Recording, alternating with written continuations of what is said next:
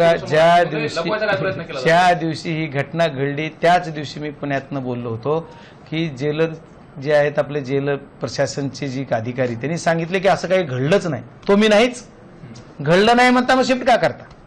म्हणजे हे का लपवता जनतेपासून तुम्ही? जर घडलंच असेल काही तर घडलंच 100%, तुम्ही लपवता का जनतेपासून? जसं आता हा विषय एकच एक त्याच्याशी निगडीत भरपूर विषय की जर मग घडलं होतं तर लपवलं का, एक मुद्दा. आणि जर तुम्हाला शिफ्ट करायचं होतं तर जे लोक अगोदर त्या जेलमध्ये त्यांना शिफ्ट का केलं?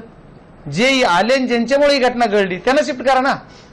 माझं स्पष्ट मत आहे की या जी लोक शिफ्ट केले नाहीत आणि ज्यांना शिफ्ट केले, ज्या शिफ्ट केलेल्या लोकांचा अडथळा यांना व्हीआयपी ट्रीटमेंट देण्यासाठी होत होता म्हणून त्यांना शिफ्ट केलं. यांना जी काही ह्यांच्या ह्याच्यामध्ये घेऊन बसायचे चेंबरमध्ये किंवा यांना काय जी फॅसिलिटी द्यायच्या सवलती द्यायच्या ती द्यायला अडथळा ठरत होती ही लोक शिफ्ट केलेले म्हणून त्यांना दुसऱ्या जेलला शिफ्ट केलंय.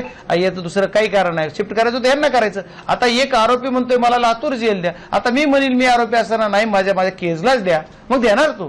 दिला जेलरनं पाठवून. आता ती आरोपीच्या मनात काहीतरी मी काल ऐकलं त्यांच्या मनात आला, आता साक्षात्कार झाला त्यांना. आता बीड चांगलं आहे, लातूर चांगलं नाही. आता कर्माला गेलं असेल त्यांना तिकडे, त्याला वाटलं असेल माझ्या टोळीमध्ये मी जावा, मग आता ती म्हणतो बीड द्या की आता आमचं जेलर गृह खात्यात मुख्यमंत्री महोदय बहाल करणार त्यांना, घ्या तुम्हाला आणखी काय मला माहित करणार का नाही आता तुम्हीच सांगितलं पाहिजे. मग आता काय चाललंय त्यांच्या मनाला वाटलं जे आरोपीलाच म्हणायचं मला असं द्या. अरे त्यानं जर लातूर मागितलं तर मग गडचिरोली द्यायला पाहिजे होतं त्याला, नाही तर तिकडे हरसूलला द्यायचं, मुंबईच्या जेलमध्ये द्यायचं, पुण्याच्या एअरवाड्याला द्यायचं, त्याला लातूर दिलं. आता ह्यांना उचलाय पाहिजे तर त्यांना उचललंय. आता हे का चाललंय माहित नाही.